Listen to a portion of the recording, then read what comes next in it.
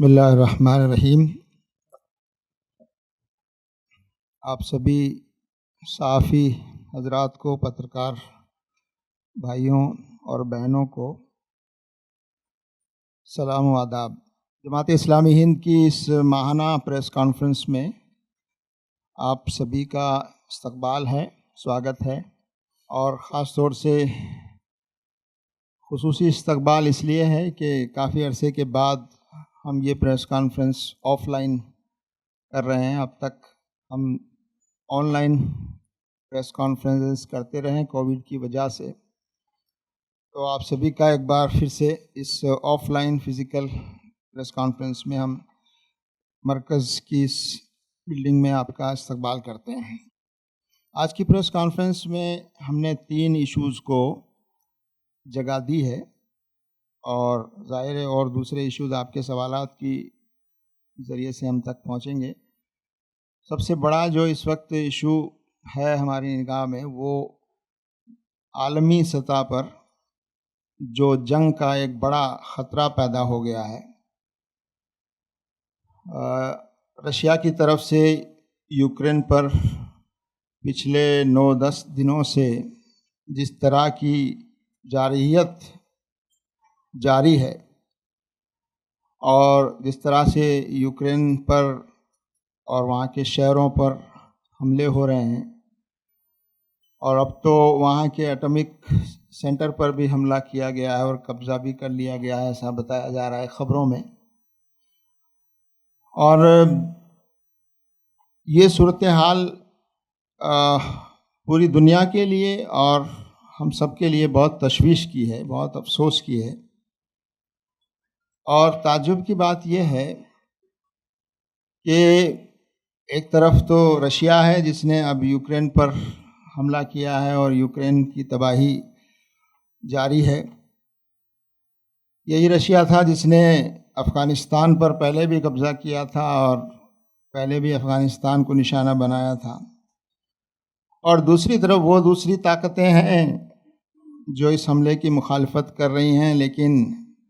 ان کے ہاتھ اور ان کے جسم بھی کمزور ملکوں کے خون سے رنگے ہوئے ہیں۔ یہ امریکہ اور ان کے ساتھی ناٹو، انہوں نے افغانستان کو نشانہ بنایا، عراق کو تباہ کیا، اور 20 سال تک افغانستان پر حملہ آور رہے۔ تو یہ بڑی طاقتوں کی آپس کی جو لڑائی اور تصادم ہے،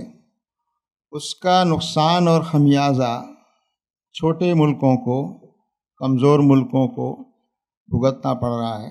یہ جو صورتحال ہے یہ بہت ہی افسوسناک ہے اور تشویشناک ہے۔ اس صورتحال کو بدلنا چاہیے۔ جماعت اسلامی ہند کا یہ ماننا ہے کہ بین الاقوامی اور انٹرنیشنل جو ایجنسیز ہیں، ادارے ہیں، UN ہے، اور دنیا کے دوسرے جو ممالک ہیں، ان کو کوئی ایسا نظم بنانا چاہیے کہ یہ طاقتیں جن کے جو کیمپس بن گئے ہیں، اور ان طاقتوں کے آپسی مفادات اور آپسی تصادم کی وجہ سے دنیا میں تباہی پہلے بھی مچی ہے اور اس وقت یوکرین میں وہ جاری ہے۔ بہرحال ہم اس یوکرین پر جو تازہ حملے ہوئے ہیں اس کو بہت تشویش کی نگاہ سے دیکھتے ہیں، اور ہمیں یہ اندیشہ ہے، اللہ کرے ایسا نہ ہو کہ یہ جنگ اور وسیع ہو جائے اور دنیا کے دوسرے حصوں میں اس کے اثرات محسوس کیے جائیں۔ امید کرتے ہیں کہ خود رشیا بھی اور دوسری طاقتیں بھی، اور ہمارے ملک سے بھی ہم یہ گزارش کرتے ہیں کہ وہ اپنے ڈپلومیٹک تعلقات کا استعمال کر کے اور اس مسئلے کو اور وہاں پر اس جنگ کو بند کرانے میں وہاں امن قائم کرنے میں اپنا رول ادا کرے۔ اسی جنگ سے جڑا ہوا ایک بہت اہم مسئلہ ہمارا یعنی ہمارے ملک کا ہے، وہ یہ ہے کہ وہاں پر ابھی بھی ہمارے ملک کے کئی ہزار اسٹوڈنٹس، طلباء ابھی بھی وہاں پر پھنسے ہوئے ہیں، اور وہ بہت ہی خراب حالت میں ہیں اور بہت پریشانیوں کا سامنا کر رہے ہیں، بہت ڈر اور خوف میں ہیں، اور ہر وقت ان کو لگ رہا ہے کہ وہ وہاں سے نکل بھی پائیں گے کہ نہیں۔ اور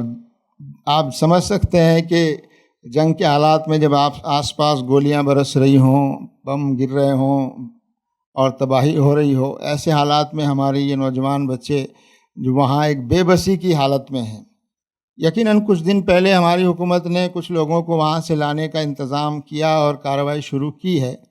ایک تو یہ کہ یہ کارروائی بہت دیر سے شروع ہوئی. ساری دنیا کے دوسرے ممالک نے کارروائی بہت پہلے اور جلد شروع کر دی. ایڈوائزری جاری کرنے میں بھی ہمارے ملک کو کافی دیر لگی، اور وہاں سے لوگوں کو لانے کے سلسلے میں بھی ہم شاید سب سے زیادہ لیٹ ہوئے.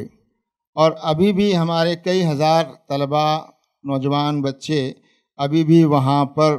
پریشانی کی حالت میں پھنسے ہوئے ہیں. اور آپ کو معلوم ہے کہ 2 اسٹوڈنٹس کی تو جان بھی چلی گئی ہے. ابھی کل کی خبر ہے کہ ایک اسٹوڈنٹ کو گولی لگی ہے، وہ زخمی ہے. اور خوف اور جو ٹراما کی حالت ہے اس کا ہم اندازہ کر سکتے ہیں. اور جو بنیادی چیزیں ہیں وہ بھی ان کو وہاں میسر نہیں ہیں. اور جو اسٹوڈنٹس میڈیا کے ذریعے سے ہم کو بتا رہے ہیں، معلوم ہوتا ہے کہ ہماری حکومت کا، ہماری ایمبیسی کا اور ہمارے وہاں جو ذمہ دار ہیں ایمبیسی کے، ان سے ان کا رابطہ نہیں ہو رہا ہے اور بہت تکلیف اور پریشانی میں ہے. آپ کے ذریعے سے، اس پریس کانفرنس کے ذریعے سے ہم اپنی حکومت کو یہ بات کہنا چاہتے ہیں کہ وہ اس میں اب مزید اور دیری نہ کرے، اور جتنا جلد ممکن ہو اور جو اقدام بھی کرنے ضروری ہوں وہ کریں، اور جلد سے جلد ہمارے ان اسٹوڈنٹس کو وہاں سے جلد سیفلی نکالنے کا انتظام کیا جائے. دوسرا جو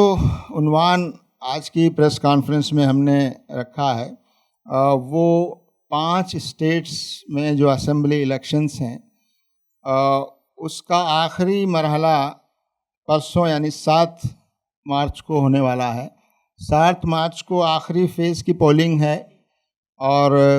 اس کے بعد یہ نتائج جو ہیں وہ 10 مارچ کو کاؤنٹنگ ہوگی اور نتائج کا اعلان ہوگا. اور ان 5 اسٹیٹ میں جو سب سے اہم state U P Uttar Pradesh ہے، جو بہت بڑا اسٹیٹ ہے اور 403 اسمبلی سیٹیں وہاں پر ہیں، اور ملک میں ایک بہت اہم مقام اس اسٹیٹ کا ہے. اس لحاظ سے یو پی کے الیکشن پر آپ حضرات کی بھی نظر ہے، اور جماعت اسلامی ہند اور دیگر تنظیمیں بھی وہاں نگاہ رکھے ہوئے ہیں، اور جو بھی وہاں اپنی ذمہ داریاں اس وقت ہو سکتی ہیں وہ ادا کرنے کی کوشش ہو رہی ہے. ان الیکشن کے تعلق سے جو بات جماعت اسلامی ہند محسوس کرتی ہے وہ یہ ہے کہ اس بات کی کوشش اس پورے الیکشن کے دوران کی گئی کہ ماحول خراب ہو، فرقہ وارانہ منافرت اور نفرت کا ماحول بڑھے، اور آپس میں سوشل ڈیوائیڈ ہو، لوگ مذہب کی بنیاد پر، کمیونل لائنز پر لوگ تقسیم ہو جائیں، اور اس کا فائدہ سیاسی پارٹیاں اٹھائیں. اس بات کی برابر کوشش پولنگ ہونے سے پہلے سے شروع ہو گئی، اور ہیٹ سپیچز دی گئی، اور بہت غیر ذمہ دارانہ بیانات دیے گئے، اور جو اشتہارات اخبارات میں شائع ہوئے الیکشن کے تعلق سے، وہ ایڈورٹیزمنٹس بھی بہت کمیونل رنگ لیے ہوئے کئی اشتہارات آئے جو حکومت کے ذریعے اور ہمارے پیسے کے ذریعے سے جو اشتہارات دیے گئے. تو یہ جو صورتحال ہے یہ بہت تشویشناک تھی. لیکن ایک اطمینان کی بات ہم کو یہ نظر آتی ہے، اور فیلڈ سے ہم کو جو رپورٹیں ہمارے ساتھی لوگ دے رہے ہیں اس سے معلوم ہوتا ہے کہ وہاں کی عوام نے کمیونل ایجنڈا کے جال میں شاید وہاں کی عوام عام طور پر نہیں پھنسی ہے، اور وہ کمیونل ایجنڈا، نفرت کا ایجنڈا زیادہ شاید اثر نہیں کر پایا ہے،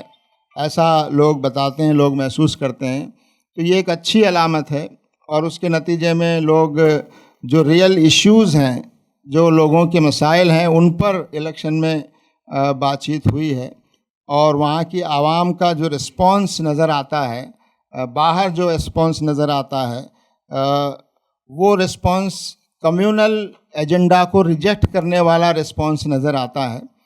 تو بہرحال یہ ایک اچھی علامت ہے، اور نتائج تو بتائیں گے 10 تاریخ کو جب نتائج آئیں گے اور ہم اچھی امید کرتے ہیں کہ یو پی کی عوام نے اس مرتبہ شاید سنجیدگی سے نفرت کے اور لوگوں کو تقسیم کرنے کا، ڈیوائیڈ کرنے کا، آپس میں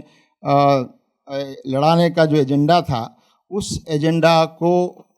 لوگوں نے مسترد کر دیا ہے، ایسا محسوس ہوتا ہے، جو ایک اچھی علامت ہے۔ اس موقع پر ہم لوگ یہ بات بھی کہنا چاہتے ہیں کہ الیکشن کمیشن کا رول ایسے معاملات میں بہت کی رول ہوتا ہے، اور اس وقت اس کو غیر معمولی اختیارات اور پاورز ہوتے ہیں، اور جو کوڈ آف کنڈکٹ ہے اس کا نفاذ کرانا یہ الیکشن کمیشن کی ذمہ داری ہوتی ہے۔ لیکن ہم یہ محسوس کرتے ہیں کہ جتنی سختی سے الیکشن کمیشن کو کمیونل ایجنڈا کو روکنے کی کوشش کرنی چاہیے تھی، اور جس طرح کے کمیونل انداز میں جو کمپیننگ کی گئی اور جو اشتہارات دیے گئے اور جو اور چیزیں ہوئی اور جو کوڈ آف کنڈکٹ کی صاف طور پر خلاف ورزیاں ہوتی رہیں، اس پر ہمارے الیکشن کمیشن کو جتنا سختی سے نوٹس لینا چاہیے تھا اور جتنی سختی سے کارروائیاں کرنی چاہیے تھی، وہ کارروائیاں نہیں ہو سکی، ایسا ہمارا ماننا ہے۔ لہٰذا ابھی بھی ایک فیز باقی ہے، اور ہم یہ امید کرتے ہیں اور مطالبہ بھی کرتے ہیں، اور آپ حضرات کے ذریعے سے یہ پیغام بھی الیکشن کمیشن تک پہنچانا چاہتے ہیں کہ جو بقیہ فیز ہے، آخری فیز ہے، اس میں جو بھی اقدامات کرنے کی ضرورت پیش آئے وہ جلد اقدامات کریں کہ لوگ کوڈ آف کنڈکٹ کی خلاف ورزی نہ کریں، ماحول کو کمیونلائز اور پولرائز کرنے کی جو کوششیں پارٹیاں کرتی ہیں ان کو روکنے میں الیکشن کمیشن پوری غیر جانبداری کے ساتھ اپنا رول ادا کرے۔ اور اس موقع پر جماعت اسلامی ہند یہ بات یاد دلانا چاہتی ہے کہ الیکشن کے سلسلے میں بہت سے ریفارمز کی ضرورت ہم ایک عرصے سے محسوس کرتے آئے ہیں، اور ان میں ایک یہ کہ الیکشن میں پیسے کا استعمال، منی پاور کا جو استعمال الیکشن میں ہوتا ہے، ووٹرز کو رجھانے میں، ووٹرز کو خریدنے میں، اور الیکشن کے بعد بھی جیتنے والے جو نمائندے ہیں ان کی خرید و فروخت میں جس طرح پیسے کا استعمال ہوتا ہے، وہ ایک بہت بڑا چیلنج ہمارے ملک کے لیے ہے، اور اس کو روکنے کا یقیناً قانون تو بنے ہیں، مگر ان کو مؤثر انداز میں نفاذ کرنے کا کوئی سسٹم بننا چاہیے۔ اسی طرح سے یہ جو اشتہارات اور دوسری چیزیں جو ٹیکس پیئر کا پیسہ ہے، اس کے ذریعے حکومتیں جس طرح اشتہارات دے کر اور اس پیسے کے ذریعے سے لوگ سیاسی فائدہ اٹھاتے ہیں، اس پر بھی غور کرنے کی ضرورت ہے۔ اسی طرح یہ جو الیکٹورل بانڈ کا جو سلسلہ ہے اس پر بھی غور کرنے کی ضرورت ہے۔ یہ الیکٹورل بانڈز کا جب سے یہ سلسلہ شروع ہوا ہے تب سے اس کا فائدہ بعض سیاسی پارٹیوں کو بہت زیادہ ہوا ہے، تو یہ ریفارمز کی شدید ضرورت محسوس ہوتی ہے، اور الیکشن کمیشن سے ہم امید کرتے ہیں کہ وہ ایسے اقدام کرے گی کہ یہ الیکشن فری اینڈ فیئر ہو، اور لوگوں کا بھروسہ اور اعتماد الیکشن کمیشن جیسے ادارے پر اور مضبوط ہو۔ ایسے اقدامات الیکشن کمیشن کرے گا، ایسی ہم امید کرتے ہیں۔ ایک آخری ایشو جو ہم نے شامل کیا ہے ہماری پریس کانفرنس میں، وہ یہ ہے، اخباروں میں اور بیانات میں یہ باتیں آ رہی ہیں کہ جیسے ہی الیکشنز یہ ختم ہو جائیں گے اور تو جو پیٹرول اور ڈیزل کے دام بہت تیزی سے بڑھیں گے، ایسے اندیشے ظاہر کیے جا رہے ہیں، اور اس اندیشے کو تقویت ملی ہے اس بات سے کہ اخباروں میں حکومت کے نمائندوں کی طرف سے یہ باتیں آنے لگی ہیں کہ یوکرین کرائسس اور اس کے نتیجے میں انٹرنیشنل مارکیٹ میں جو کروڈ آئل کے پرائسز میں اضافہ ہو رہا ہے، اس کو بنیاد بنا کر، اور الیکشن چونکہ اب ختم ہو جائیں گے تو لوگوں کا دباؤ بھی نہیں رہے گا، اور ایسا لگتا ہے کہ حکومتیں، چاہے وہ مرکزی حکومت یا ریاستی حکومتیں، یہ ڈیزل اور پیٹرول کے دام بڑھانے کی کوشش کریں گی، اور اس کے نتیجے میں مہنگائی اور دیگر جو اشیاء ہے، دیگر چیزیں ہیں، ان کے دام بھی تیزی سے بڑھیں گے۔ تو یہ خطرہ اور یہ اندیشہ ہندوستان کی عوام پر اور خاص طور سے عام لوگوں پر اور غریب لوگوں پر یہ مہنگائی کا ایک بہت بڑا حملہ ایسا لگتا ہے کہ ہونے کا اندیشہ ہے۔ آپ حضرات کے ذریعے سے، میڈیا کے ذریعے سے ہم یہ اندیشہ اور اس خطرے کو حکومتوں تک اور عوام تک بھی پہنچانا چاہتے ہیں کہ حکومتیں اس بارے میں سنجیدگی سے غور کریں، اور ان حالات میں جبکہ کووڈ کا سلسلہ ابھی جاری ہے، اکانومی ابھی پوری طرح پٹری پر نہیں آئی ہے، لوگوں کی معیشت ابھی بھی بہت متاثر ہے، لوگ بے روزگار ہیں اور روزگار ان کے واپس بحال نہیں ہوئے ہیں۔ ایسی حالت میں اگر پھر سے مہنگائی اور زیادہ ایک دم بڑھ جاتی ہے تو لوگوں کے لیے اور زیادہ مشکلات پیدا ہوں گی، جو ہمارے لیے سب کے لیے بہت تکلیف کی بات ہوگی۔ حکومتوں کو چاہیے کہ وہ اس پر سنجیدگی سے قدم اٹھائیں اور قیمتوں کو نہ بڑھنے دیں، ڈیزل اور پٹرول کی قیمتیں اور اس کے نتیجے میں بڑھنے والی جو اشیاء کی قیمتیں ہیں ان کو روکنے میں وہ اپنا رول ادا کریں۔ یہی 3 بڑے ایشوز ہم نے اس وقت آپ کے سامنے رکھے ہیں، اور کچھ باتیں ہوں گی تو انشاءاللہ آپ حضرات کے سوالات کی روشنی میں جوابات دیے جائیں گے۔ ہمارے برادر محمد احمد صاحب جو سیکریٹری ہیں اور ملکی امور کے ذمہ دار بھی ہیں، اور یو پی کے مختلف علاقوں میں آپ نے دورے بھی کیے ہیں، وہاں کے حالات سے، وہاں کی گراؤنڈ ریئلٹیز سے کافی حد تک واقف ہیں، تو انشاءاللہ آپ کے سوالات کے جوابات انشاءاللہ یو پی الیکشن سے متعلق محمد احمد صاحب بھی دیں گے۔ یوکرین کے حوالے سے سوال ہے، آپ کے بیان سے یہ لگتا ہے کہ جماعت اسلامی یوکرین کے ساتھ کھڑی ہوئی ہے، جبکہ یوکرین مظلوم ہے، بھارت سرکار کی پالیسی غیر جانبدار ہے۔ ابھی یوکرین کے سفیر کا ایک بیان آیا تھا اسی جنگ کے حوالے سے کہ روس نے اسی طرح سے حملہ کیا ہے جس طرح سے مغلوں نے راجپوتوں کا قتل عام کیا تھا، تو کسی سفیر کا بیان اس کے ملک کا بیان مانا جاتا ہے، اس پر آپ کا کیا کہنا ہے؟ بیان پر بیان یا ریئیکشن دینا ہمارے ذمہ داری بھی نہیں ہے۔ ہم تو اس وقت جو دیکھ رہے ہیں کہ اس وقت یوکرین جو ہے اور وہاں کی عوام، وہاں کی حکومت مظلوم ہے، اور رشیا وہاں پر ظالم کی حیثیت میں اس نے حملہ کیا ہے۔ تو اس وقت جماعت اسلامی کا جو موقف ہے وہ ہمیشہ عدل و انصاف کے تقاضوں کے مطابق ہوتا ہے کہ جو بھی مظلوم ہے اس کے ہم ساتھ ہیں، اور جو ظالم ہے ہم اس کے خلاف ہیں۔ اور اسی لیے ہم نے یہ بھی ذکر کیا ہے کہ یہ نہ بھولا جائے کہ جو لوگ اس وقت یوکرین کے ساتھ نہیں ہیں، ان کی ہسٹری بھی ہم نے اشارے میں آپ کو بتائی ہے کہ وہ لوگ بھی افغانستان اور عراق میں کیسی تباہی مچا چکے ہیں۔ تو یہ جو بڑی طاقتوں کا آپس کا یہ جو جھگڑا ہے اور جو تصادم ہے، اس سے جو کمزور ملکوں پر جو ظلم ہوتا ہے وہ بہت تشویشناک ہے۔ جی، عیسائی مخالف جو جب بھی لڑتے رہے ہیں، پہلی جنگ انہی کی وجہ سے ہوئی، دوسری جنگ بھی اسی وجہ سے ہوئی، اب یہ دونوں عیسائی ملک لڑ رہے ہیں، تو ممکن ہے پھر یہ جو ہے دنیا پر ایک تیسری جنگ روکنے کی کوشش کی جائے، جس طرح بھارت کو جو ہے دباؤ ڈالا جا رہا ہے کہ بھائی آپ ادھر کیوں کھڑے ہیں، آپ ہمارے سائڈ میں آ جائیے۔ تو آپ کیا سمجھتے ہیں کہ یہ پیشخیمہ ہے تیسری جنگ کا؟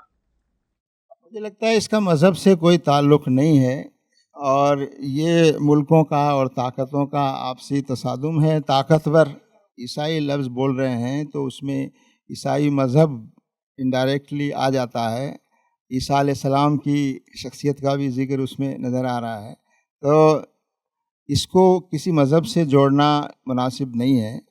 اور یہ پورا ایک پاور گیم ہے، اور یہ ورلڈ آرڈر ہر طاقت چاہتی ہے کہ وہ زیادہ سے زیادہ طاقت اور قوت کا اظہار کرے اور اس کے اثرات سے فائدہ اٹھائے۔ یہ چلتا رہا ہے، ابھی بھی پہلے بھی تھا، اور اب یہ شاید اور زیادہ نمایاں ہو گیا ہے، اور روس شاید اب اسرٹ کرنا چاہتا ہے کہ آپ ہم کو اگنور نہیں کر سکتے، اور آپ یہ نہ سمجھیے کہ دنیا یونیپولر ہو گئی ہے اور دنیا میں ایک ہی طاقت ہے۔ تو ایک طرح سے رشیا جو ہے وہ ایک اسرٹ کر رہا ہے، اور اس میں جو وہاں کے انڈیویجول جو لیڈرز ہیں ان کے ایمبیشنز کو بھی بڑی حد تک دخل ہوتا ہے، اور جتنی بھی بڑی بڑی جنگیں ہوئی ہیں، عالمی جنگیں ہوئی ہیں، ان میں افراد کے ایمبیشنز کو بھی بہت بڑا دخل رہا ہے کہ ایک ایسے وقت جب کہ یوکرین کا مسئلہ دنیا کے سامنے ہے، یوپی گورنمنٹ کا اپنے نصاب میں یوکرین کو شامل کرنا بچوں کے نصاب میں، اس پر ہاؤ ڈو یو ریئیکٹ؟ یہ ہمارے پریس نوٹ میں بھی شامل ہے، نصاب کا ذکر نہیں ہے، لیکن یوکرین کا حوالہ دیا ہے ہم نے کہ یوکرین کے مسئلے کو کچھ سیاسی پارٹیاں اپنے سیاسی مفادات کے لیے اسمبلی الیکشن میں بھی اس کا استعمال کر رہی ہیں. تو ابھی جو کچھ ہو رہا ہے یو پی میں وہ اسمبلی الیکشن کو متاثر کرنے کی ایک کوشش ہے، اور اب ظاہر ہے جنہوں نے اس کو متاثر کرنے کی کوشش کی ہے وہ 10 مارچ کے بعد رہیں گے یا نہیں رہیں گے وہ ایک الگ مسئلہ ہے، لیکن یہ ہے کہ کوشش کی ہے انہوں نے، جس کی ہم مذمت کرتے ہیں. یہ جو آپ نے الیکشن کمیشن کے بارے میں جو رول کا جو اجاگر کیا ہے کہ وہاں پہ کمپین ہو رہی ہے، ظاہر بات ہے کون ہارٹ ہو رہا ہو تو آپ سبھی جانتے ہیں، تو آپ نے باضابطہ تحریری شکل میں کوئی کمپلین بھیجی ہے الیکشن کمیشن کو کہ بھائی یہ کیا ہو رہا ہے، آپ کیا کر رہے ہیں، یہ watch out body of election, یا آپ اپنا جو رول ہے، آپ کی جو ڈیوٹی باؤنڈ ہے، اس میں کوئی آپ نے تحریری شکل میں کوئی کمپلین بھیجی تھی؟ دیکھیے بہت ساری چیزیں محسوس کرنے کی ہوتی ہیں، اور کوئی ثبوت وغیرہ اگر ہوتا ہے تو پھر اس کی بنیاد پر تحریر وغیرہ دی جاتی ہے. الیکشن کمیشن کی بہت ساری چیزیں وہاں محسوس کی گئی ہیں جو میں نے یو پی میں گھوم پھر کر دیکھا ہے. تو جیسے فیور کر رہے ہیں ایک پارٹی کو، لیکن ظاہر ٹھوس بنیادوں پر اگر کوئی چیز ہوتی ہے تب پھر کمپلینٹ وغیرہ کی ہوتی ہے. اشتہارات کی بات کر رہے تھے نا، اشتہارات دونوں طرف سے آئے ہیں اسی طرح کے. زبان کا استعمال وہاں بہت خراب ہوا ہے دونوں پارٹی طرف سے، اور معیار بہت نیچے گیا ہے. دیکھیں میں پورے اتر پردیش کو گھوم کر آیا ہوں، صرف بی جے پی کی طرف سے یا جن کو کہتے ہیں سیکولر پارٹیاں ہیں، دونوں طرف سے بھی جو لینگویج استعمال ہوئی ہے وہ تو الیکشن میں ہمارے خیال پہلی بار ایسا ہوا ہے، کسی کو کچھ کہا گیا ہے، کسی کو زبان تو یہ بڑی تشویشناک بات رہی ہے اتر پردیش کے. ایک سوال میرا انجینئر سلیم صاحب سے ہے، یو پی کے الیکشن سے ریلیٹڈ، لیکن سلیم صاحب سے کہہ رہا ہوں کہ یو پی میں جس طرح کا الیکشن اس بار آیا اس کو جو ہے بی جے پی کے لیڈران نے، چاہے وہ نریندر مودی ہوں، یوگی آدتیہ ناتھ ہوں، امت شاہ ہوں، جے پی نڈا ہوں، ان لوگوں نے یہاں پر ایک ہندو مسلم وارفیئر جیسے جنگ کے طور پہ اس کو کنورٹ کرنے کی کوشش کی تاکہ وہ یو پی میں اپنی سرکار کو آگے برقرار رکھ سکیں، جیت سکیں. تو آپ ایک پروفیشن سے ایک ٹیچر ہیں، ریلیجس گرو بھی ہیں، تو ان دونوں حیثیت سے آپ مودی، یوگی، امت شاہ اور بی جے پی کے لیڈران کو کیا میسج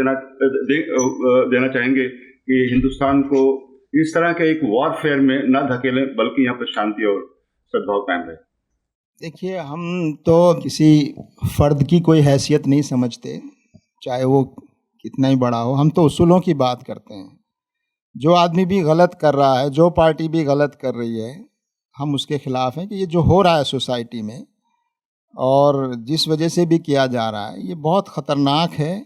اور صرف ووٹ حاصل کرنے کے لیے، سرکار بچانے کے لیے یا بنانے کے لیے آپ سماج میں اس قدر زہر پھیلائیں، اور تو یہ ملک مخالف ایکٹیویٹی ہم سمجھتے ہیں. یہ جو ایکٹیویٹیز ہیں نفرت پھیلانے والی، سماج کو بانٹنے والی، یہ اینٹی نیشنل ایکٹیویٹیز ہیں، سماج ورودھی اور یہ اساماجک گتیودیاں ہیں. اگر آپ قانون کے دائرے میں دیکھیں تو ان کے خلاف کارروائیاں ہونی چاہیے. تو یہ تو دیش کو کمزور کرنے والی کوششیں ہیں. ظاہر ہے کہ دیش کو کمزور کرنے والی کوششیں سب کے لیے خطرناک ہیں، چاہے نشانہ ایک طبقہ ہو، لیکن یہ نقصان پورے ملک کا ہو رہا ہے. میرا یہ سوال ہے، پبلک ریپرزینٹیٹیو ایکٹ 126/3 میں انتخابی ضابطۂ اخلاق کی بہت تفصیلات دی گئی ہیں، لیکن یو پی الیکشن میں ہم نے یہ دیکھا کہ اگلے دن جب ووٹ ڈالے جانے والے تھے، پرائم منسٹر ایک چینل کو انٹرویو دیتے ہیں. اسی طرح اگلے فیز میں یوگی ایک اخبار کو انٹرویو دیتے ہیں اور وہ صبح چھپتا ہے. تو یہ ضابطۂ اخلاق کی سیدھے خلاف ورزی ہے. اس پر کوئی ایکشن جماعت اسلامی نے لیا کیا؟ اس پر تو ایکشن الیکشن کمیشن کو لینا چاہیے نا. جماعت اسلامی زیادہ کمپلینٹ کر سکتی ہے. دیکھیں پریکٹیکل بات یہ ہے کہ اس طرح کی چیزوں کو اگر کوئی پولیٹیکل پارٹی اصولوں کے خلاف کرتی ہے تو اس کا نوٹس تو الیکشن کمیشن کو لینا چاہیے. ہم تو زیادہ کمپلینٹ کر سکتے ہیں یا توجہ دلا سکتے ہیں प्रेस के ज़रिए भी तवज्जो दिलाते हैं, कभी लिख कर भी देते हैं। तो ऐसी कोई तहरीर हमारी तरफ से कंप्लेंट के तौर पर तो नहीं गई है, लेकिन ये इलेक्शन कमीशन को इसका नोटिस लेना चाहिए। इसका बहरहाल सब लोग महसूस कर रहे हैं इसको। बहुत सारी चीज़ें ऐसी होती हैं जो इलेक्शन कमीशन इग्नोर करता है, ख़ास तौर से जो पार्टी पावर में होती है उनको बहुत सारी गलतियाँ इग्नोर की जाती हैं। और आप खुद महसूस कर रहे होंगे, एक बात नहीं है, बहुत सारी बातें हैं जो वहाँ पर इग्नोर की गई हैं। मेरा यूपी का दौरा, आप यूपी का दौरा करके रहा कह रहे हैं, ग्राउंड रियलिटीज जान रहे हैं, तो आपके क्या इंप्रेशन है इनसे जो कैंपेन चली है?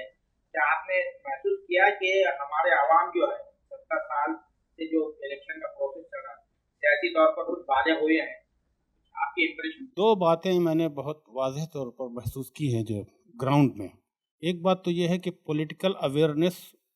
ऊपर से नीचे तक आई है। वो लोग जो बिल्कुल कम पढ़े लिखे लोग हैं, देहात में दूर दराज इलाकों में रहते हैं, इंटीरियर में रहते हैं, उन्होंने भी कुछ बातें हमें ऐसी बताई जो हमारे इल्म में भी नहीं थी।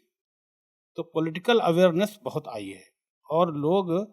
किसी पॉलिटिकल पार्टी के बहकावे में आने वाले अब नहीं हैं। अब आप देखिए, इतनी कोशिशें की गई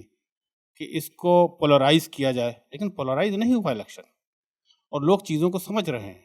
जिस तरह आप समझते हैं लोगों को, मैं समझता हूँ कि नीचे देहात में इंटीरियर भी लोग समझते हैं, इसलिए कि ये जो आपके पास मोबाइल है ना, इस पर बहुत सारी चीज़ें आती रहती हैं और लोग बहुत एजुकेट हो गए हैं। एक बात तो ये पॉलिटिकल अवेयरनेस है। दूसरी बात है कि चीज़ों को बहुत गहराई से समझने लगे हैं। मिसाल के तौर पर गेहूँ दिए जाते थे या गल्ला दिया जाता था, कुछ बाग़ लीडर्स ने बाकायदा इसका एहसान जताने की कोशिश की कि हम तुम्हें देते हैं। उन्होंने जवाब दिया, भाई तुम अपनी जेब से थोड़ी देते हैं। तो जैसे अब किसी के प्रेशर में आने वाले यहाँ के लोग नहीं हैं। बालिग का लफ्ज़ आपने इस्तेमाल किया, ऐसे बालिग हुए हैं कि अब कोई उनको बहका नहीं सकता। उनके अब वो अपनी चीज़ों को अपने ढंग से देखते हैं।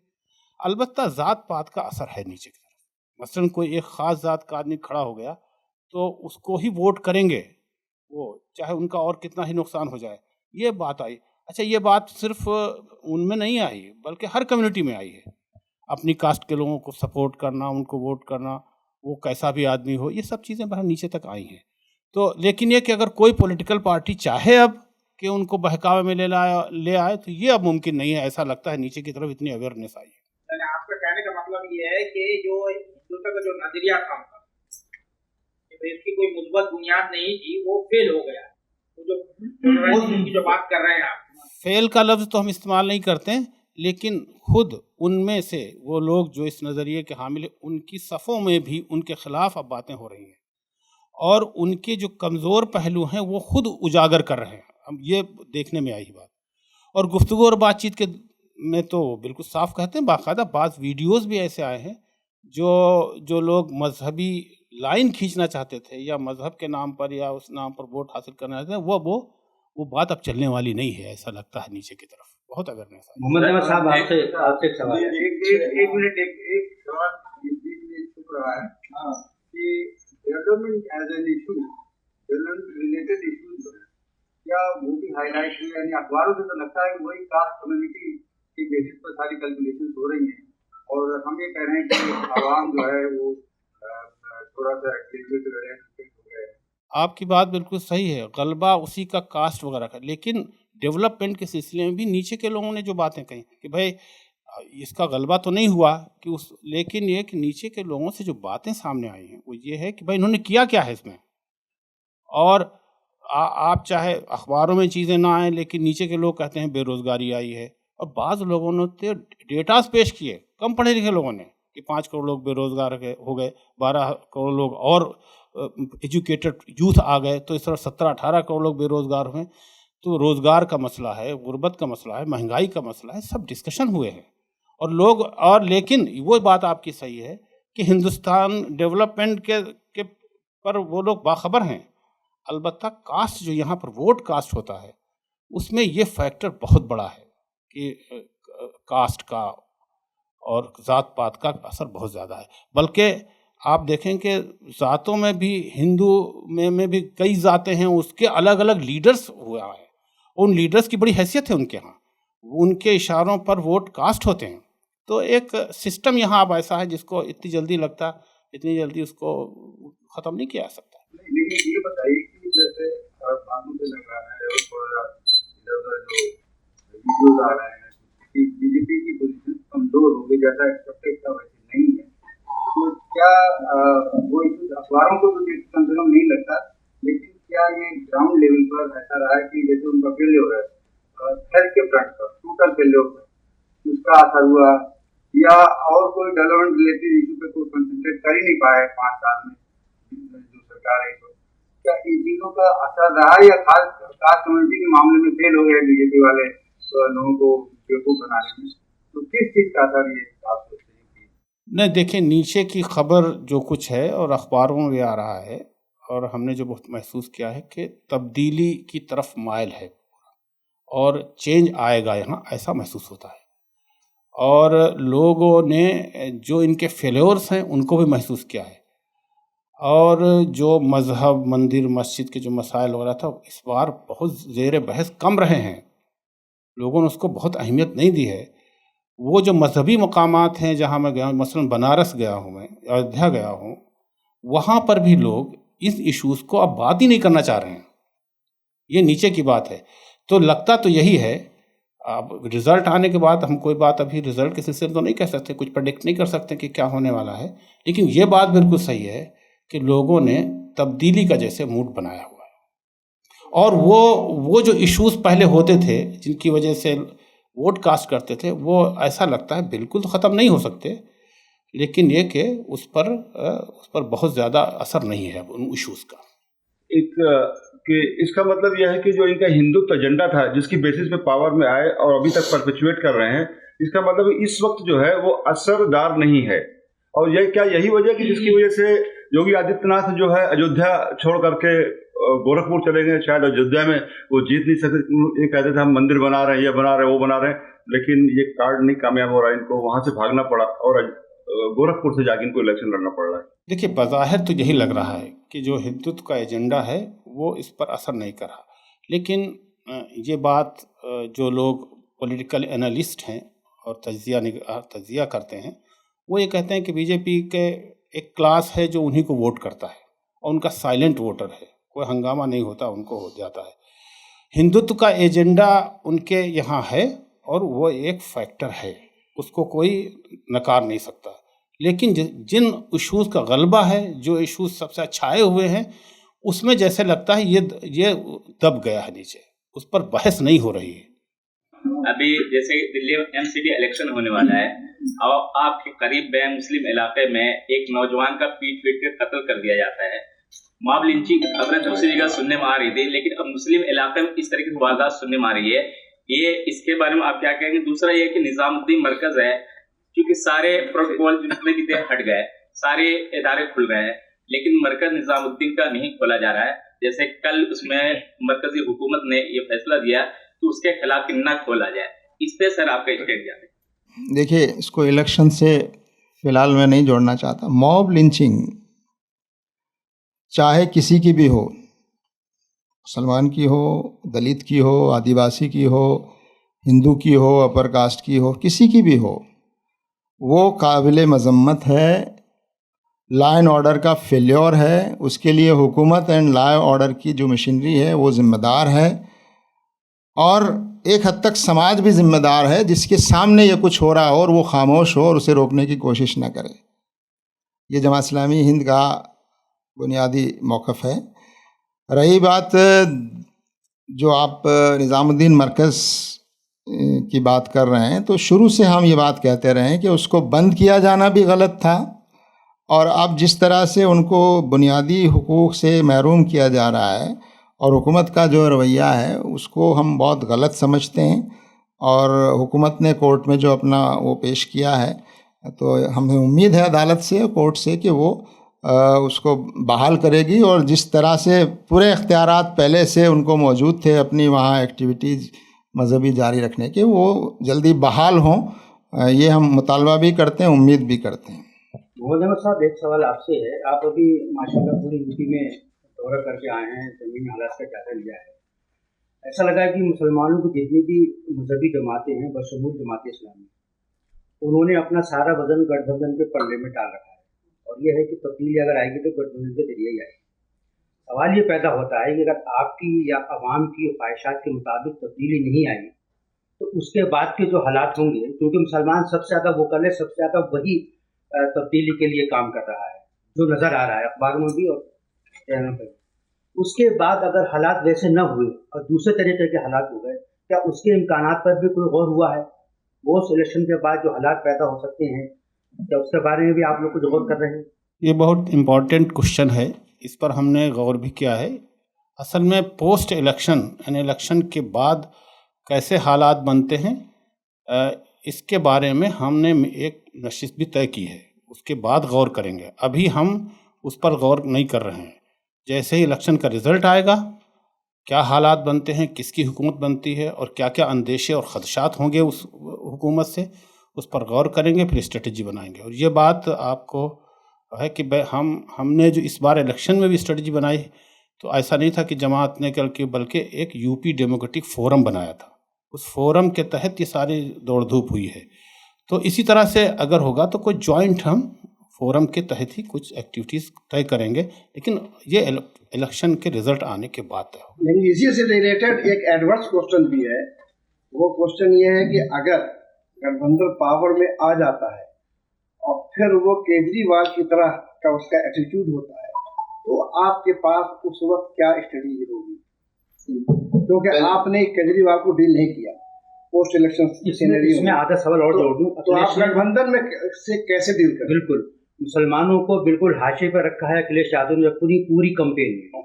और मुस्लिम लीडरों से सिर्फ वादे किए हैं कमरे के अंदर कि हम ये करेंगे वो करेंगे। ठीक है, आप भी उसकी हिस्सा आगा है। देखिए, पहली बात तो ये है कि जमात इस्लामी हिंद जो है सिर्फ मुसलमानों को एडवाइस नहीं करती और सिर्फ मुसलमानों के मसले को ही सामने रखकर इलेक्शन के बारे में कोई राय क़ायम नहीं करती, बल्कि मुसलमान के मसले भी उसमें शामिल हैं। और आम लोग जो है उसमें हमारा रोल क्या होना चाहिए कि एक जमहूरी मुल्क में हर 5 साल के बाद लोगों को ये इख्तियार है कि वो अपनी पसंद की हुकूमत का इंतखाब करें। तो ऐसे मौके पर एज ए सिटीज़न हमारी ये ज़िम्मेदारी है कि हम सब के लिए वही एडवाइस करें जो एडवाइस हम अपने लिए ठीक समझते हैं। तो जमात इस्लामी हिंद के कारकुनों ने या उनके साथ जो बिरादरान वतन की दूसरी तंजीमों ने मिलकर जो अवेयरनेस क्रिएट की है, वो यही क्रिएट की है कि आप अपने वोट का इस्तेमाल अपनी कंस्टिट्यूंसी में ये देखते हुए करें कि जो लोग कम्युनल एजेंडा को आगे बढ़ा रहे हैं, जो नफ़रत फैला रहे हैं, जो मुल्क को नुकसान पहुंचा रहे हैं, कम से कम ऐसे लोगों को मुंतखब होने से रोका जाना चाहिए। और ये फ़ैसला लोकल लोगों ने अपने अपनी कंस्टिट्यूंसी में किया है और उसमें कई पार्टियां हैं जो मैदान में हैं और लोगों ने अपने तौर पर वहाँ फ़ैसला किया है। अब ये अलग बात है कि एक पार्टी के हक़ में हो सकता है लोगों ने ज़्यादा जगह पे फ़ैसले किए हों, मगर और दीगर जो पार्टियां हैं जिनको सेकुलर समझा जाता है, कहा जाता है, और ये बात सब पर वाज़ेह है, हम पर भी वाज़ेह है कि हुकूमत, अगर ये हुकूमत नहीं रहती है, कोई और आती है, तो भी कोई हालात जो है वो बहुत ज़्यादा अच्छे हो जाएंगे, इसकी तवक्को तो कम है। लेकिन इस वक्त जिस तरह की ख़राब सूरत हाल है, कम से कम उससे लोगों को निकालने का मशवरा देना ये हमारी ज़िम्मेदारी है। रही बात ये कि अगर वही लोग आ गए जो अभी हैं, तो वो तो मौजूद है पहले से वो हालात तो अभी भी मौजूद हैं, वो आ गए तो क्या होगा, और वो वहाँ कहाँ हैं, वो तो पूरे मुल्क में हैं, उसका तो हम पूरा मुल्क मुकाबला कर रहा है, पूरे मुल्क के सामने वो चैलेंज है। तो ये डर के वो आ जाएंगे इसलिए हम लोगों को सही मशवरा न दें, या वो नाराज़ हो जाएंगे इसलिए हम लोगों को सही बात न बताएं, तो ज़ाहिर है जमात इस्लामी हिंद से आप अच्छी तरह वाकिफ़ हैं, हम वही मशवरा लोगों को देते हैं, वही जो हम अपने लिए, मुल्क के लिए, सबके लिए मुफीद समझते हैं। और ये बात फिर दोहरा देता हूँ, इलेक्शन के मामले में हमारा मशवरा सिर्फ मुसलमानों के लिए नहीं है, बल्कि तमाम आवाम के लिए है, और तमाम आवाम के मसाइल को सामने रखकर हम सबको मशवरा देते हैं। मोहम्मद साहब, आपसे मेरा एक सवाल ये है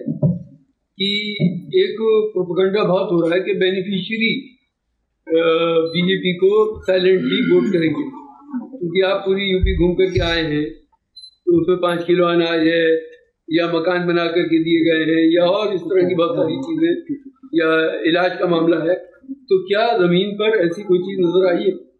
ये बात बिल्कुल सही नहीं है कि बेनिफिशियरी उनको वोट करने जा रहा है। यूपी के इलेक्शन ख़ास तौर पर बहुत सारे फैक्टर काम करते हैं। मैंने जैसे शुरू में बात कही कि ज़ात पात काम करती है, बिरादरी काम करती है, एक शख्स ने कितना काम किया है कैंडिडेट ने वो काम करता है, कैंडिडेट कितना इन्फ्लुएंशियल है उस कॉन्स्टिट्यूंसी में वो काम करता है। तो बाज़ लोग तो जो बड़े ताकतवर होते हैं वो अपनी उस ताकत और उसके ज़रिए भी वोट हासिल करते हैं। अलबत्ता बेनिफिशियरी का कोई बहुत बड़ा फैक्टर नहीं हो सकता है कि 2-4-5% ऐसे लोग हों कि वो कहें भाई हमें गल्ला मिल गया था हम इनको वोट करेंगे, ऐसा नहीं। वो तो अपने तौर पर देख रहे हैं कि वहाँ पर हमें किसको वोट करना चाहिए और बहुत बाखबर हैं। और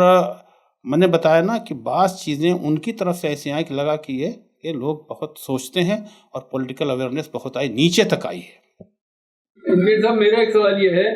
कि अभी दिल्ली में इलेक्शन जो लोकल पार्टीज के होने वाले हैं,